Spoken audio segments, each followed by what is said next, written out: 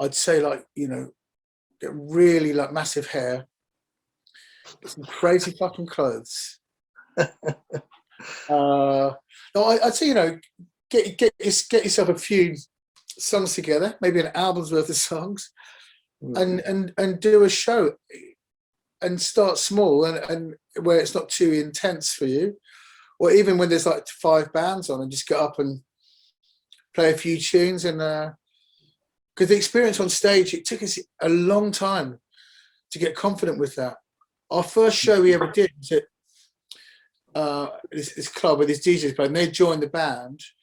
And I remember that Andrew stood with his back to the audience because he was so nervous. And we just stood there like shoegazing. And then I found this pinstripe suit, 70s one, flares and a waistcoat, big lapels. It was really a great cut. It looked awesomely, the silhouette was amazing. And I lay in bed the night before the gig at the WAG Club, which is now in O'Riordan's or something like that.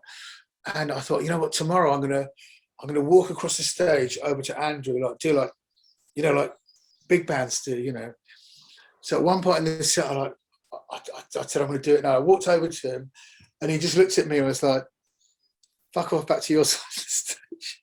Because now we're all over it. We're a bit more realised, but it took quite a lot of shows to get the gumption up and to sort of work the crowd and the stage.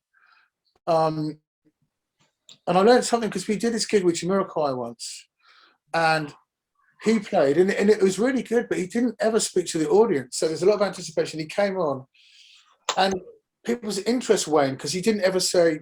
And I learned one thing, which is useful, which I'll share with you all out there, which is when you come on stage, it's really good to connect with the audience and say, hey, how you doing? You all right? Or just like, we can do that with folks. So like, good evening, we're so-and-so, and I hope you enjoy the show. They look at you, connected, you've spoken to them in their eyes, connected. And then you've broken that sort of visible wall, which can exist. Yeah. And just watching other shows and a bit of stagecraft, because guitars look great, drums, everything, they look fantastic accomplishments. They're like giant necklaces, something like that. So they're accessories, like as well. And it's, get into some. I mean, don't focus on that, but look at Prince. He lets around the place like crazy, Yeah, I mean, Prince emphasised heavily on rehearsals, and I mean the band, any Prince band or any Prince show that he put out. I mean, it's a 3-4 month rehearsal every time. Is that kind of what you would go with as well, or are you guys much more? Well, if you've got Prince's money and you can pay everyone, the big crew, that kind of money, which is probably why Edwin started the gig every night, because he wants to be earning money to pay everyone every night, because it's a hotel, a driver, sound, it's like, we're actually quite funny because we have a set which we vary here and there, but we also improvise a lot in between the songs, which I think is really one of the wonderful things about the band. And depending on, because we haven't played for a while, we just did a couple of gigs recently, and we just brushed up really in the sound check. And there's an argument you can't over rehearse and make things too tight. I saw Beyonce once, an all-girl band, amazing, but literally every part of the show was and then in they couldn't speed up or extend things if it's going well. And I quite like that in music. Talking about stagecraft, you can go to a band like Kraftwerk and they kind of just stand there. Pet Shop Boys, it's all about your style, as well. So you embrace what you are and your style and get your vibe going. Because even if you don't have a look, that's a look, like grunge. Yeah. That's a look, but it's a non-look, and people copied it, and then it becomes like you're shopping. Yeah, you haven't gone shopping. You know what I mean? I went over to, actually did a thing with the Kraftwerk thing. I went over to Gothenburg and they were doing a concert there at Liseberg, and it was the first time I'd seen them. and I went over and we were doing a little kind of video thing.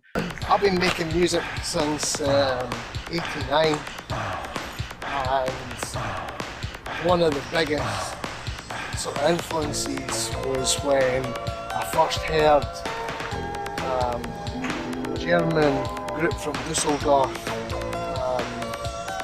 did a song called Man Machines, which basically led to me doing a robotic dance group back in '84, and basically tonight the same band from Dusseldorf from the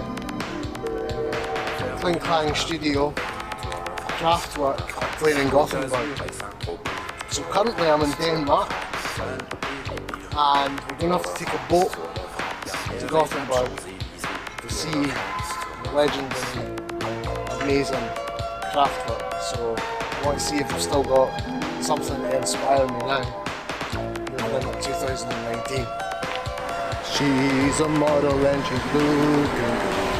We're at the Kraftwerk show. As you can see behind me is the Kraftwerk keyboards, getting ready for the gig. Can't wait, to be honest. Let's get into your Kraftwerk.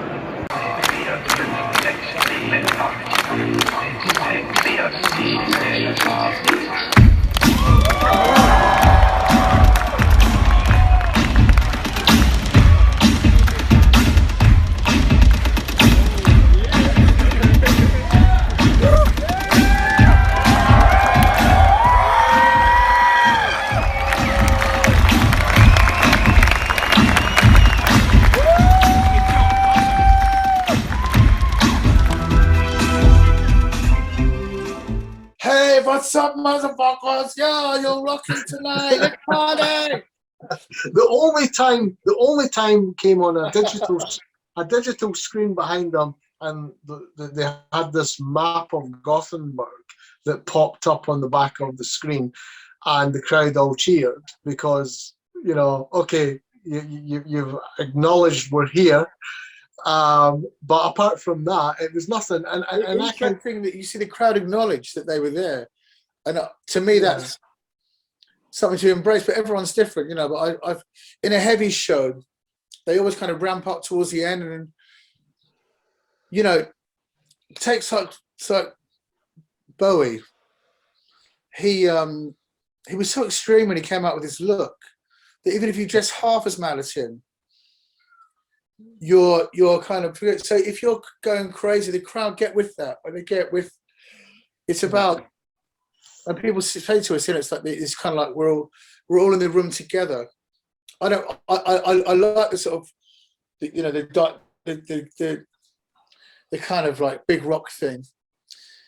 But you know, even AC/DC have a massive show, but they're still like down to earth geezers, aren't they? You know, all their songs about beer and cars and sex and hell. Well, yeah, I mean, AC/DC for me are legends because not only do they put on a great show, but they also entertain. And I think this is the big thing in music as well. And it's quite an interesting subject. But, you know, Prince entertained. I mean, when Prince came to Scotland, he would sit down and he would embrace the Scottish, not only say hi Scotland or whatever, or hi Glasgow. He would come out there and, you know, start singing up in a dim lilac sky, and he would do all that Did stuff. He sing that? Yeah, he did. Yeah, you know, and the reality was, and Bruno Mars did the same thing just recently before COVID, but you know, he really connected heavily with the crowd, and that made the show all that little bit.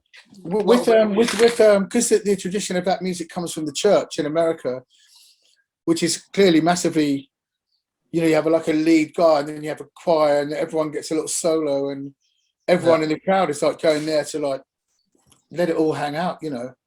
Yeah. And that's kind of like, I guess, what I'm about. I mean, I could also go and see Jimi Hendrix and watch some fantastic guitar playing, you know, when he stopped showing off so much, like Band of Gypsies. That is also a valuable bit of entertainment because it's like, wow.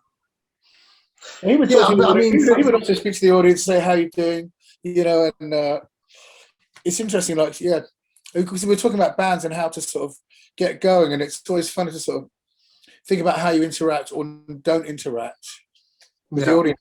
I saw Grace Jones once at a Windrush thing at Alexandra Palace, and all these bands played. Anyway, the band's playing, and she came. It's quite a deep stage, and she came from the back of the stage, like fierce, like, and walked really slowly up to the mic with the groove going. And she walked up to the mic, and then it's like someone holding like some sort of tasty morsel in front of your mouth. You're drooling, and she just walked away from the mic again without singing. Just brilliant, you know. And then eventually she did come up and sing.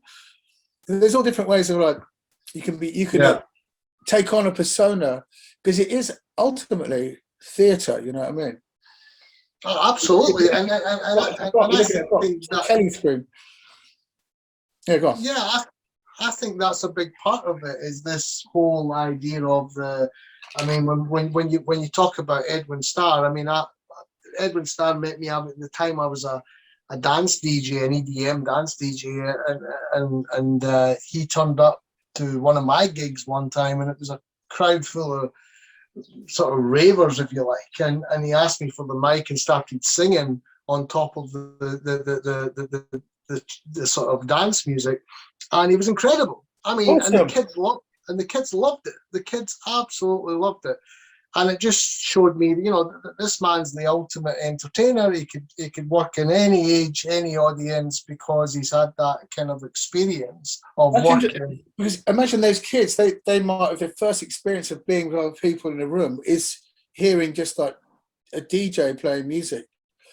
So I mean, you can't blame anyone for the times they live in and having computers sort of thing.